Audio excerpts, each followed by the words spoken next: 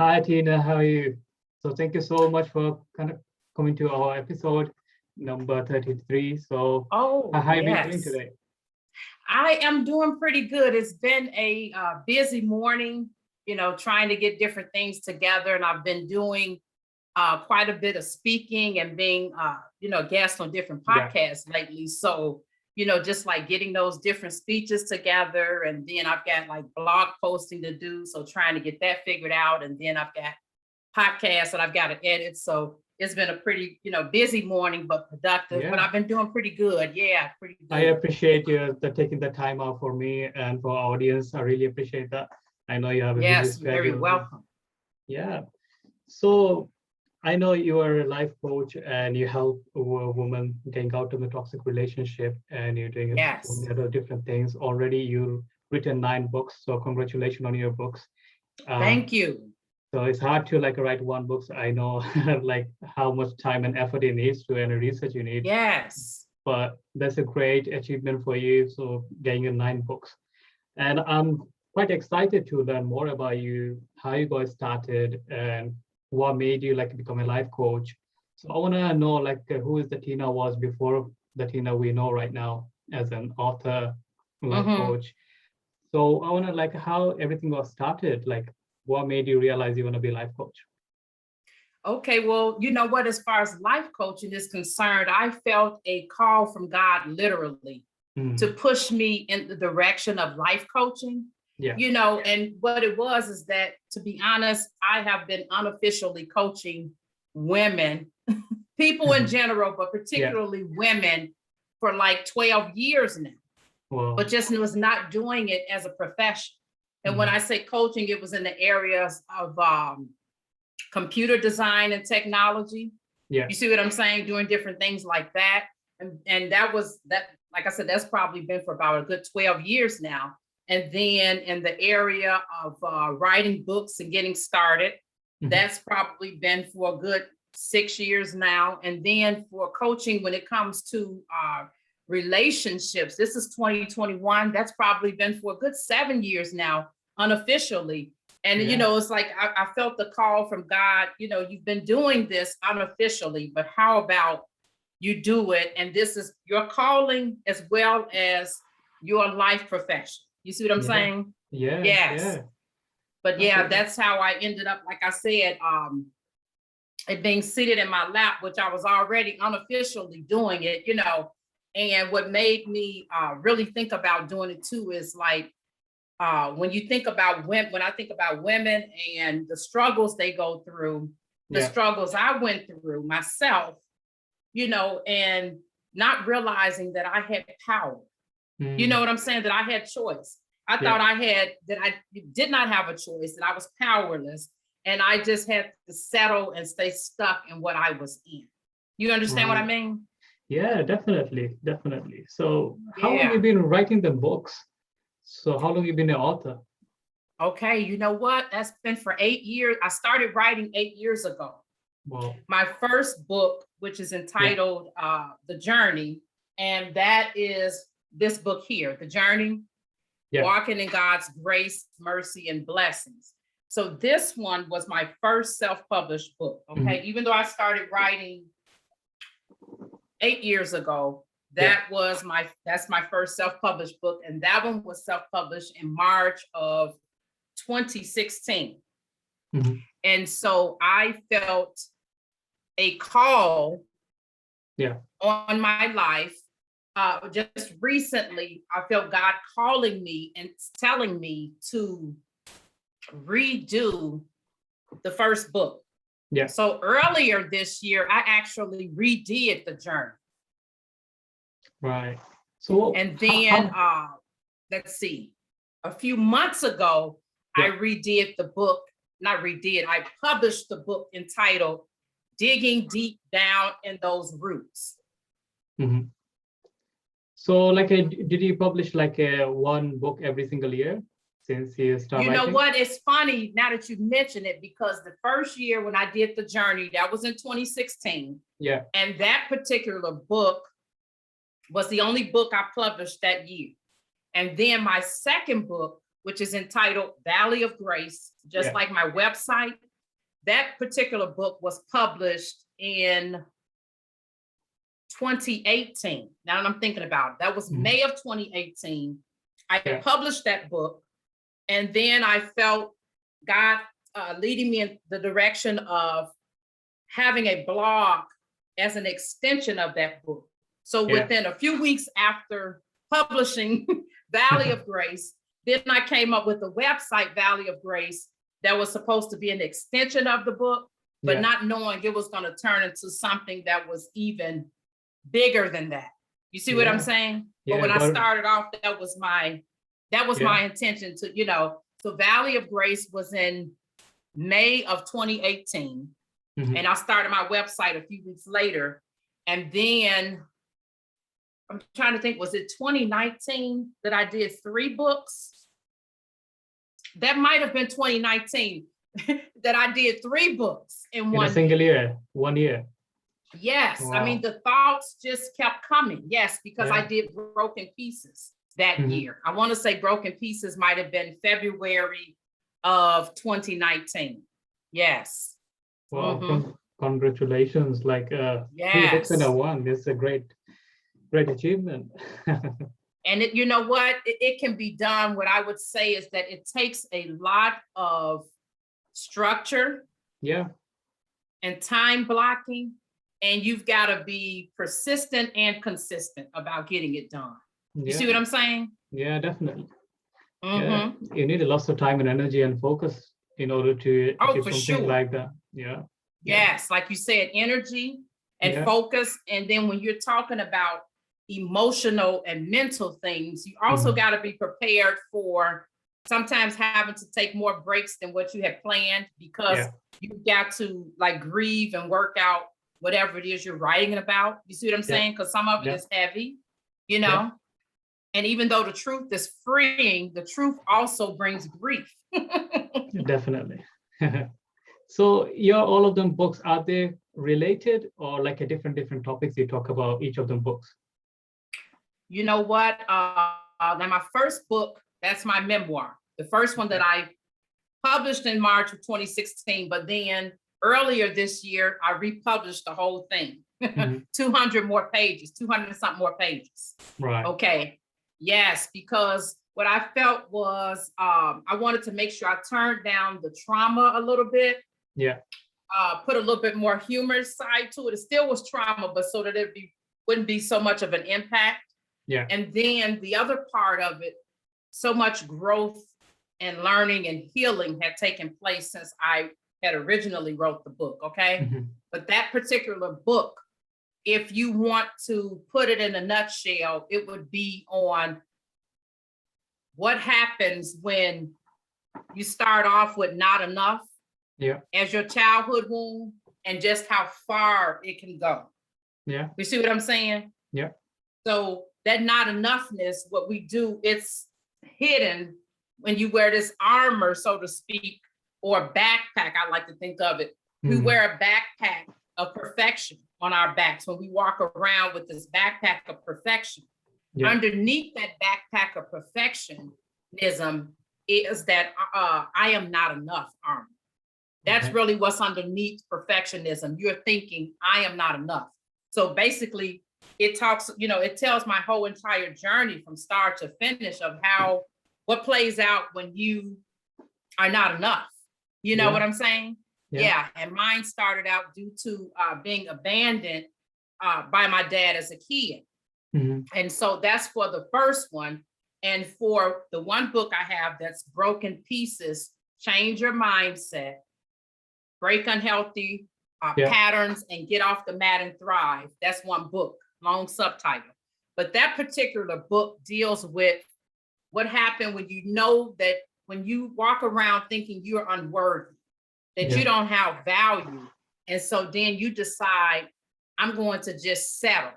You see what I'm saying? Like you feel that you're powerless, you're defeated, you kind of confused as far as your identity is concerned. And what happens is like, you end up settling, you get into a rut. You know how it is, like, it's easy. Like once you get into a rut, it's hard to get out of. it's easy to just keep going. Like the more we settle, the more we get into a rut, the more relaxed we become. And then we start saying, well, things are not going to get better, or you expect, since this is we what get God comfortable has. on the situation, isn't it? We become Yes, comfortable on being a comfort yes, zone. you get comfortable and you feel God already knows about my problem. And so since he already knows, he's going to handle all of it. We think we don't have any responsibility. So that's basically what that book deals with. Is like, you've got to get out of that comfort zone and of thinking that you are powerless. You got to get out of that rut. You got to be able to heal, to change your mindset and break all of those unhealthy patterns. And so I entitled that book Broken Pieces, because broken pieces represents settling in that comfort zone. What happens as a result? Yeah, that's interesting. And I think a lot of people need that, because we come across with it like, like you mentioned, God had a bad plan for me. Well, eventually, if you don't do anything, or they're playing video games or watching TV shows, it's nothing going to change. If you want to look for a different jobs, you have to apply for the job. Or if you're looking for a good opportunity with the business, you start a business. Or if you're going to become an actor, a sports person, you have to go out there, present yourself. The opportunity is not going to knock on your door. Yeah, I totally get that. Like, it's really important for people to read this book. It just tells you, like, go out there and do something about your life, isn't it? Right.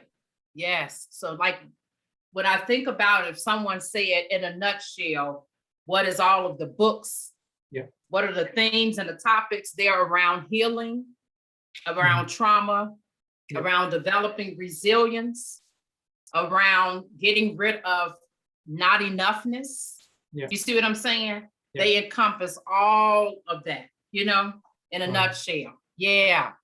Basically like the whole person, because it's not just dealing with, it's more of a holistic approach, I would say. It's not just dealing with the emotional and mental, Yeah, that's great. Like, coming to the topic, like, which we're really passionate about and you wanted to talk about, which is toxic relationship for a woman. So how you came across with, you want to work with a woman and solve the kind of sort of problem solving scenario? Like, you could be working with like any business entrepreneurs or things like that on their mindset of things. Why did you choose working with a woman who has a toxic relationship? What made you choose the certain niche? Okay, the reason why I picked that particular topic is because I myself was in toxic relationships. My marriage lasted for 20 years by the time we got divorced, but it was a toxic relationship. And a lot of times in toxic relationships, there are red flags early on, but we ignore them. You see what I'm saying? Yeah. We ignore the red flags because we have not dealt with our own wounds. When we know that we are enough, and when we know that we are valuable and our identity is in Christ, then we protect that. We protect our value. We protect that worth at all costs. And that protection is what's boundaries. That's what I call boundaries, protecting your worth and your value. But when you don't know that you are valuable, when you walk around unworthy and unhealed from childhood wounds, then you cannot make decisions accordingly. That's how you end up in the toxic relationships, because the other person in that relationship, you're looking for them to provide for you what only God can give you. Yes. Isn't it like insecurity kills us? Like, because we are insecure on ourselves, we don't have any self-confidence, and we tend to be staying on a toxic relationship. Yes. Is that you see? Yes. So insecurity is one of them. Being insecure about your body, as far as your body image. So that would be one of them. Insecurity, having low self-esteem, just about what you think about your appearance in general. And then feeling like you're not enough. So somewhere along the way, someone told you that you were not enough. You see what I'm saying? Yeah. Whether it was your parent, or another relative, someone at school, somewhere along the way, someone as a child told you you were not enough. And if it wasn't you're not enough, they told you you were not pretty enough, you know, you were not light enough, you were not dark enough, you're not smart enough, you don't dress sophisticated enough. Somewhere along the way, someone told you the lie and had you to believe it, and you internalized it as a child. I am not enough. And so then it makes you an easy target to get with someone that's in a toxic relationship. You see what I'm saying? They need someone who doesn't feel worthy, who doesn't feel like they're enough, and who has low self-esteem, you know, body image issues. They disarm you into telling them what your weaknesses are. So that's how they're able to decide if you are a proper target, if that makes sense. Yeah, totally.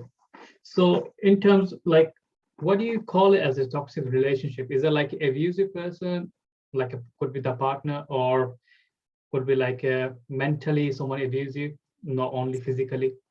You know what? This is what I describe as a toxic relationship. When you think about, you know, when they say be careful, sometimes there are toxins in your home or toxins in the air. So when you're and those toxins affect you physically.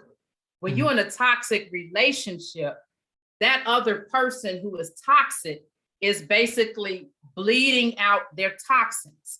And their toxins is all of their emotional and mental wounds that they're bleeding out of them. And it's on to you, but it's affecting you in every area. It's affecting you spiritually. It's affecting you emotionally. It's affecting you mentally. You see what I'm saying? Yeah. So it's all areas, emotionally, mentally, spiritually, and physically. All four of those are affected when you're in a toxic relationship, because once your emotions are affected, then, you know, the mind, body, and soul works together. So all of your areas are affected. So I would say being in a toxic relationship is being in a relationship where, like I said, the other person in the relationship are bleeding out their childhood wounds, and they're bleeding out onto you, but it's affecting you in all four of those areas. Yes. So I know you work with a lot of women in that kind of situation. You help them get out of it. So when they approach you, what type of toxic relationship they have in common? Like what type of problem they're having at home? Okay, some of the main problems would be the person is controlling them. They're telling them where to go, when to go there, what to say, how to say it. You see what I'm saying? Maybe even what not to say. So they're controlling them in some type of way. And then the other person, they're witnessing them judging and criticizing other people all the time. The other person in that relationship, that toxic relationship, you will hear them talking about judging and criticizing people all the time. You see what I'm saying?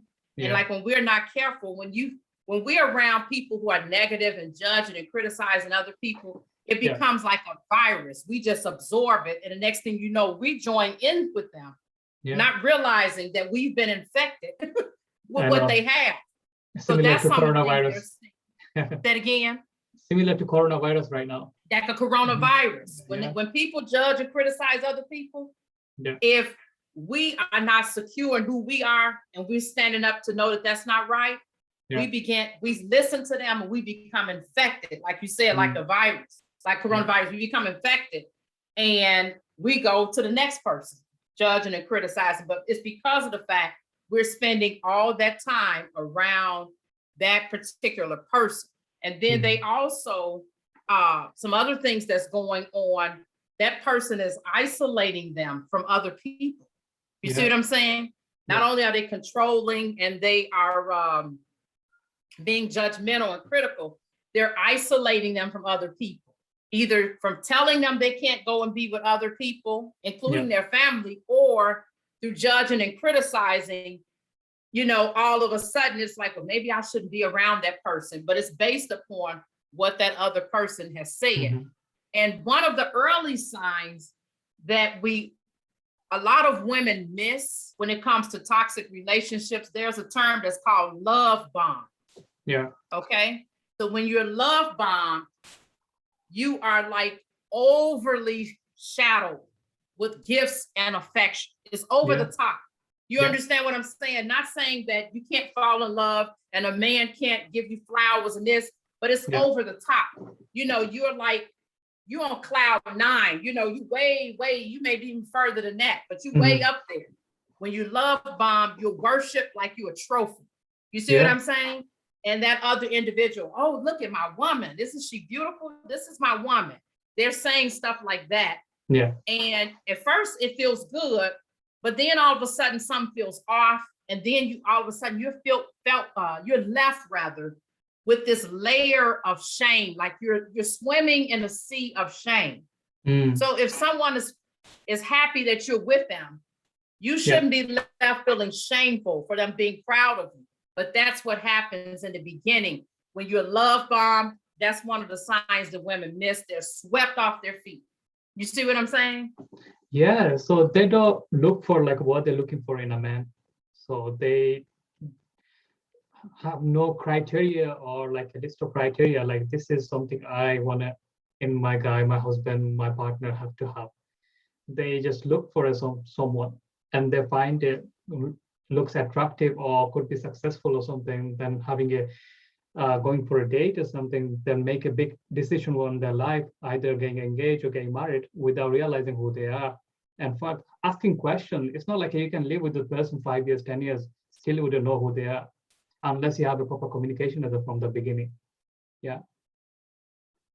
And you know what, too? See, that's what happens because of myself and the other women that I've talked to. What happens a lot of times, they'll know, they might have an idea of the type of person that they want to be with, but because of their own wounds not being taken care of, they don't realize going into the relationship, they don't pay attention to those red flags, because 9 times out of 10, before you've gotten married to that person, you've already seen that something is off. But the reason why you don't really stop and think about it is because of the fact that you got so caught up from being love bombed. You see what I'm saying?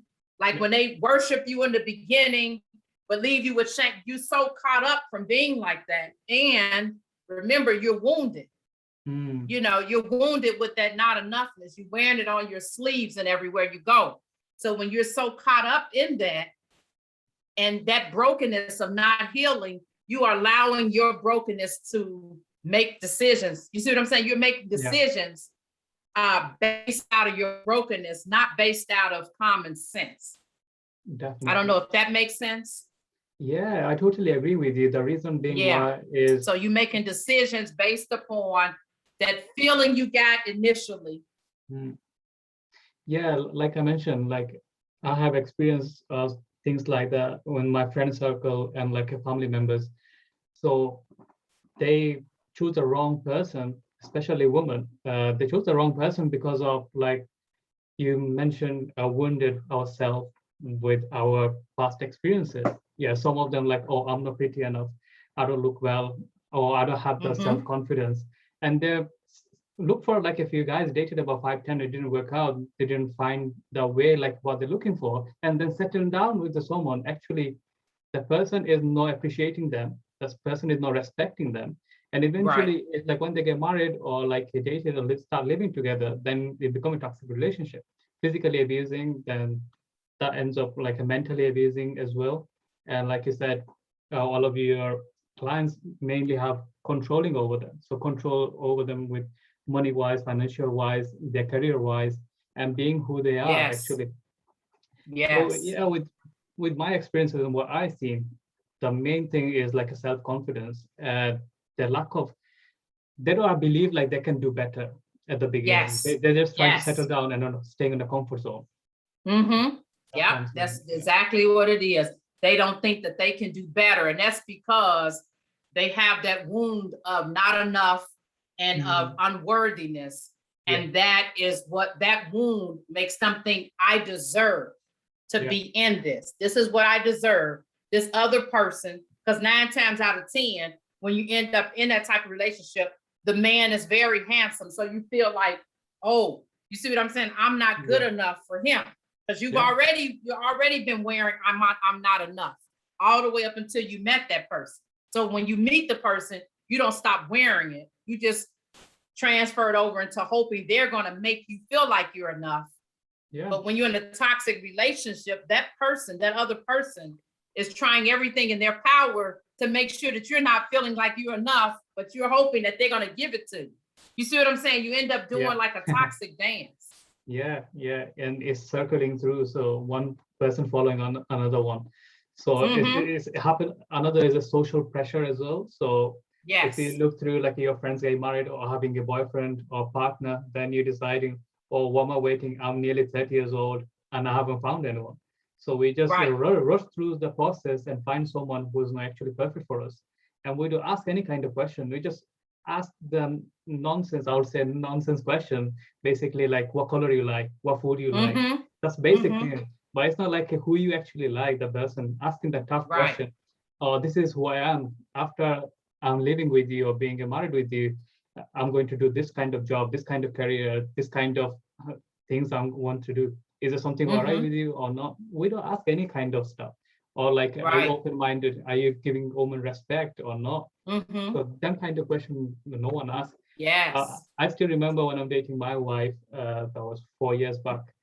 And I had all questions written down on my PDF file and I transferred over to her. And I was like, we're going to do Zoom call one day because I was busy over that time. We do Zoom call one day and go over all of the questions. Does it make sense? Because I'm entrepreneur, I'm going to work 17, 18 hours sometime. Is it work for you or is it no work for you? Like, you're not going to expect someone I'm going to continuously be on the phone with you and all that because I have other life. And this is someone I'm going to be. Don't expect me to buy a house in next 2 years or something. Don't expect me to buy flashy things because this is not who I am. So is there something aligned with us? So then tough question we made when first dated, like first week. And that made us like, we actually know who we want to be, what type of person she wanted, and I knew like what type of person I wanted. So that's mutual agreement worked out really well. But I don't see us coming from this generation right now. They just jump on it and just getting into like a dating and relationship is like they do it like next day, like a 1 day. The very next day. And what a lot of times what happens too, when you're in a toxic relationship, you don't realize it at first, but over time you will realize that other person knows more about you than you know about them. So you will ask them deep questions, but 9 times out of 10, they won't tell you. You see what I'm saying? Because they have not handled whatever led them to be that toxic. They have not handled those wounds. And a lot of times it's abuse. Those type of situations from different women I've talked to, a lot of times their ex-husbands have been abused. But a lot of that, they won't go into detail about, but they will know more about you than you do about them. And you won't notice until after a while, like something's off. I feel like they know everything about me, but I don't know too much in depth. You know what I'm saying? Because talking about like what you expect professionally and how many kids you want, that's different from what hurt you as a person early on. You know what I'm saying? And what have you healed from, or what do you need to work on as a person? You know, getting into your emotional wounds, that's different than like, where do you want to work? Where do we want to live? You see what I'm saying? That's more in depth. But you will, once you think about it, you will have given them more information than they will have given you. They've built up a wall that's so high that only therapy, going to therapy and the grace of God himself will have, to get rid of that. And they have to want to change. Yeah, definitely. So I know we're going to talk about how to get out of a toxic relationship. But before we do that, I want to know like how not to get into the toxic relationship. So let's say a young woman or even the mid-20s, mid-30s, wherever the age is, they want to choose someone as a partner. How they go about and finding it that doesn't end up being a toxic relationship. To make sure that they're not getting in a toxic relationship, whatever wounds that they've had from childhood, they need to go to therapy and take care of that. Mhm. Because what happens is we think that when we get into a relationship, all of a sudden, for some reason, we think that getting into that relationship is going to erase everything that has gone wrong with us. Yeah. You see what I'm saying? For some reason, we think that. And then we go to another step and think, okay, once I marry this person, whatever I had when I was dating them, that's going to go away. Yeah. No, being in a relationship, it only exacerbates whatever problems we have as individuals. You see what I'm saying? Yeah. Yeah. So whatever we've dealt with, we have to go get help before going into the relationship. You know, we got to go see a therapist and get healing for that. And then sometimes we might need to go talk to our pastor, you know, to get advice before moving into that relationship, because they would know to ask the right questions, as well as the therapist, to see if we even ready to start dating. You see what I'm saying? Because not only do you have your own problems, but now you got this other person's problems that you're going to be dealing with. And that's going to affect you emotionally, mentally, physically, spiritually. So sometimes we might not be ready for that. Yeah. Yeah. You see what I'm saying? So I think that that's the first thing, is that you've got to be able to deal with your stuff before you bring it in. You know, you got a backpack of problems. They've got a backpack of problems. And so both of those together, you know what I'm saying? So I think that that's what you have got to begin to deal with it. And healing takes a while. Healing to me is a lifelong journey. What I would say is that you've gotten healed enough where you're not bleeding out. That's how you know when it's more contained, you're ready for a relationship. To even begin looking and entering. Yeah, it's a slow process, and you have to go through the question. Before you change the world, you have to change yourself first, and then you find out what you want and who you want and how you want it, and then execute it. And like you mentioned, your wound is gonna heal over time, but it's a long-term process, and it's a slow process.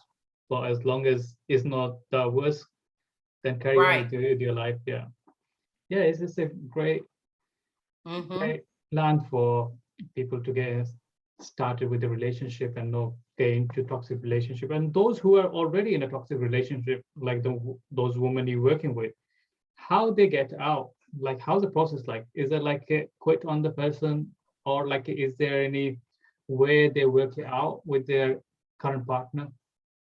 Now, what the first thing that I would say when it comes to getting out, or even knowing if that should be your option, I would say you've got to, I call it a be still and know moment. There's a scripture in the Bible that says, be still and know that I am God. I'm exalted among the nations, okay? Right. And so when that be still and know, that means that you've gotten to the end of yourself where you've decided, I need to stop chasing them.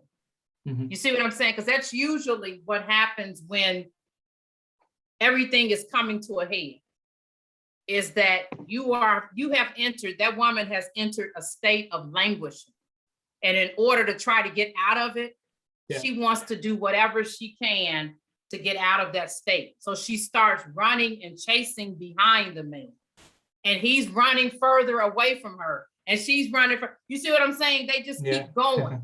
So the only way to be able to know what to do is to stop the chasing.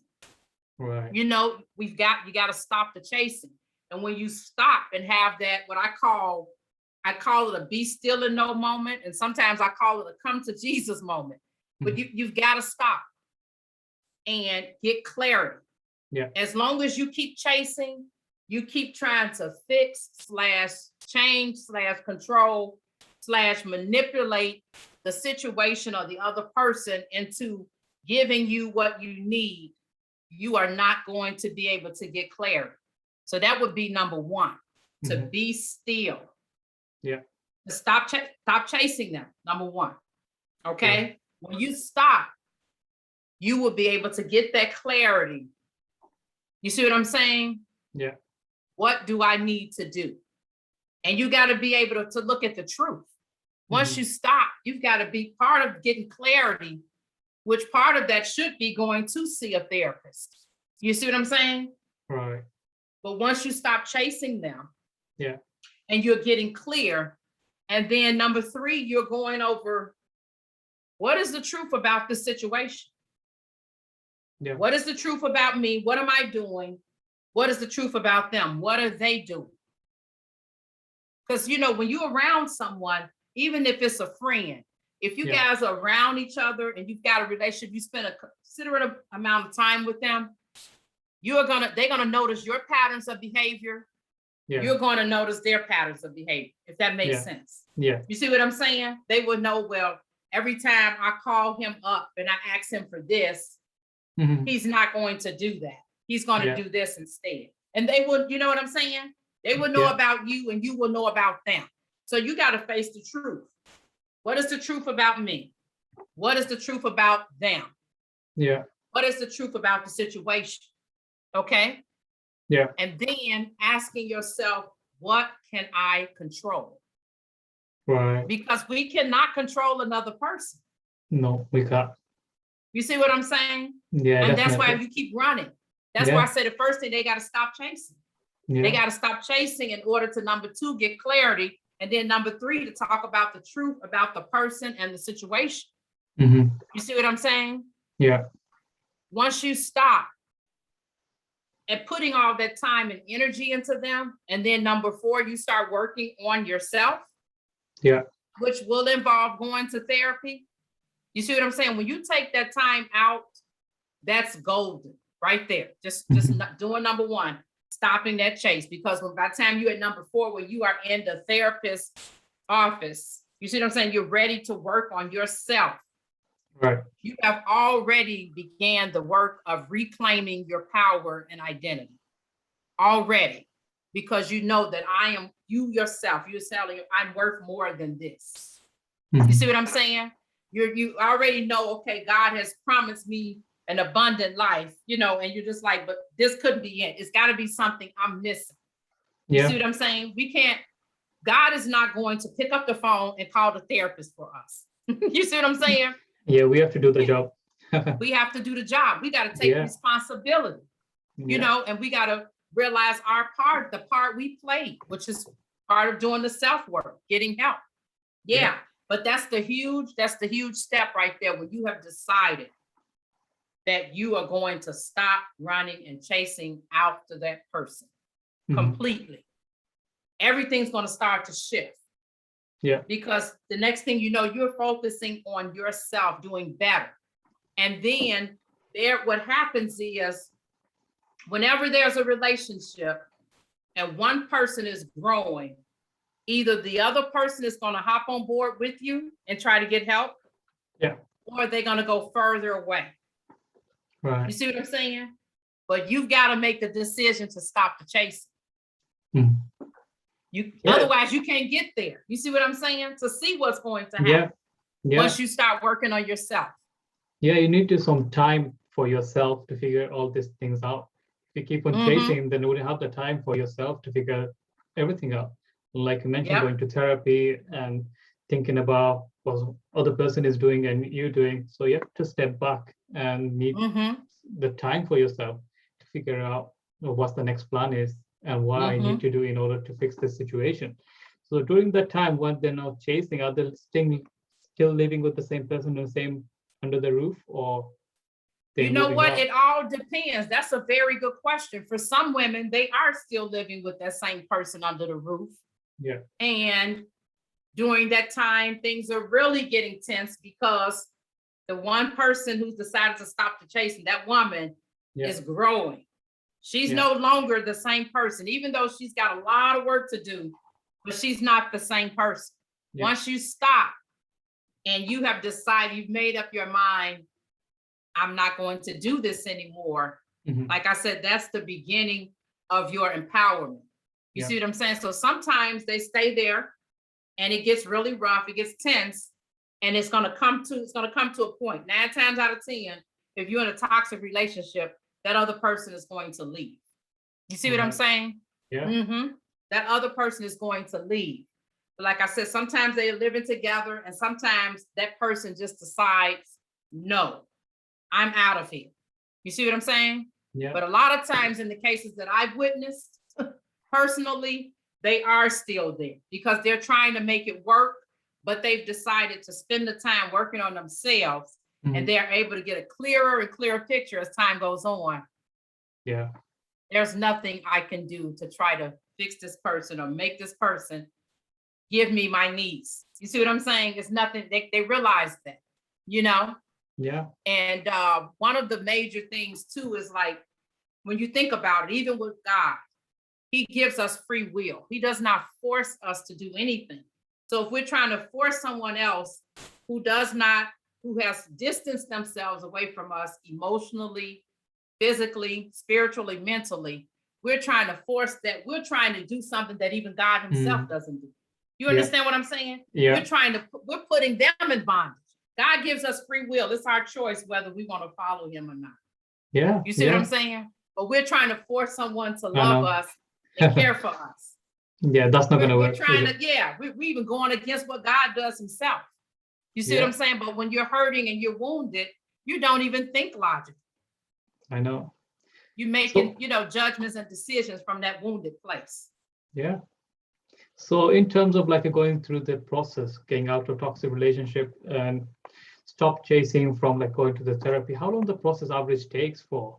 I know like everyone would be like a different, but average, how long it takes the process? You know what? You're right. For that process, it varies, because with toxicity, the longer you in it, even though everybody's time, is different, but usually the longer you're in it, the more work that has to be done. It's different being in you're still going to hurt. You're still going to feel pain. And I say whatever, everybody's timetable is different.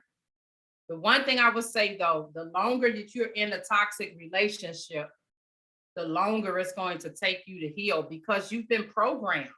You've been brainwashed, so to speak. You see what I'm saying? To believe what this other person has said about you. So I know even when I think about myself, when I walked into therapy and I had my be still and know moment where I stopped the chasing, and my therapist got me to agree to a 3-month in-house separation. So we would still be living there together. Yeah. But we will both be going to therapy. Okay. That's what the agreement of both of us going to therapy. But I'm not to try to control anything he was doing. I'm going to therapy. We're doing a 3-month in-house separation. I'm working on myself. Yeah.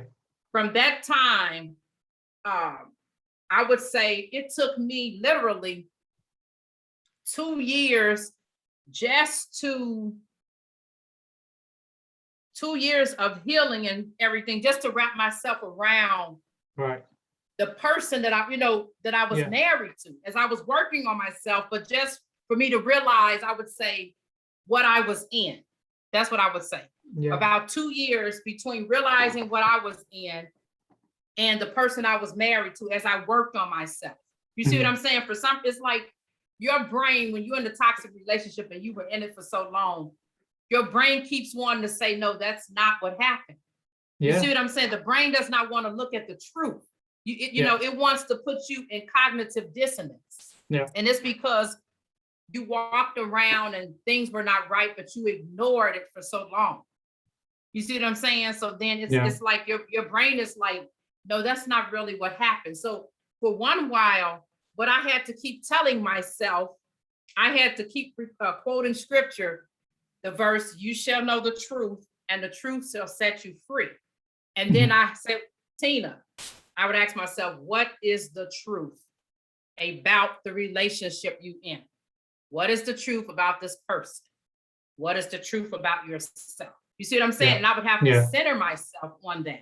But it took me 2 years just to wrap my brain around what it was that I was in as I had begun to work on myself. However, we were not in the same household for those 2 years because, like I said, she wanted us to do the 3 months. And in the beginning, it was very difficult. But as time went on, it became easier because I was working on me. I was focused. I had gotten clarity. And then I had a support system in place. You see what I'm saying? I had friends I could talk to, and I had some small group members from church supporting me. You see what I'm saying? So by me having that in place, that helped me to be able to do what I needed to do. So even though we did the 3-month in-house thing, it was 3 months after that. So 6 months after I began therapy is when he left the house. Okay. Right. But it was from the time I started therapy to the time, like I said, it was 2 years of me just wrapping my mind around what I had been in. Yeah, you're figuring my out brain everything. not wanting to accept it. 2 years it took place for that. But we were only together in that in the same house for 6 months. Yeah. So like I said, the tension is going to happen when you start to work on yourself. It's not going to be the same. You've changed the dynamic. And when the dynamic changes, either, you see what I'm saying? Either you're going to leave or they're going to leave. In a toxic relationship, somebody is going to leave. And if you're growing 9 times out of 10, they are going to leave. Right. Yeah. Yeah, so I would say, the time varies for each person. But like I said, the sooner you start the work, the sooner that you will know it's not going to last long. Yeah. It's not going to last long in a person that, if you're with someone that has no intention of growing. Yeah. Thank you so much for sharing your expertise on that, Katina. I really, really appreciate it. We are nearly time for wrap up this podcast. So before we go, can you share our audience like where they can find you if they want to work with you, or read your books, where they can find all of your books? Yeah. Okay. So my website is thevalleyofgrace.com, and it's all as one word. Okay. And when you go to thevalleyofgrace.com, all of my books are on my website, and you can just click there and it'll take you to exactly where you need to go to purchase them. And then also on my website, you can book a call for the one-on-one coaching or for the group coaching. And then I've got some online courses. I've got 2 courses, and one is Broken Pieces. And that course is based upon the book. And then the second course is called Declutter Your Mind. Yeah, that's great. And you also have like a podcast. What's your podcast called? Yes, the name of my podcast is entitled The Valley of Grace Podcast. And that podcast can also be reached straight through thevalleyofgrace.com. There's a link there to go right out there, and you can listen to some of the episodes right out there, on thevalleyofgrace.com. Yeah, so I've tried to pretty much, make it everything convenient for everyone. Yeah. Yes. Yeah, thank you so much, Katina, for sharing your knowledge and expertise and taking that time out of your busy schedule. And we learned a lot of things like from you, and that was great. I really, really appreciate it. So enjoy your rest of your day and have a lovely weekend. Oh, you too. Have a blessed one. And thank you so much for having me on the show. You're most welcome. That's a wrap, guys. So All this is our episode. We're going to talk to you on next episode. So stay safe, stay healthy, and take care.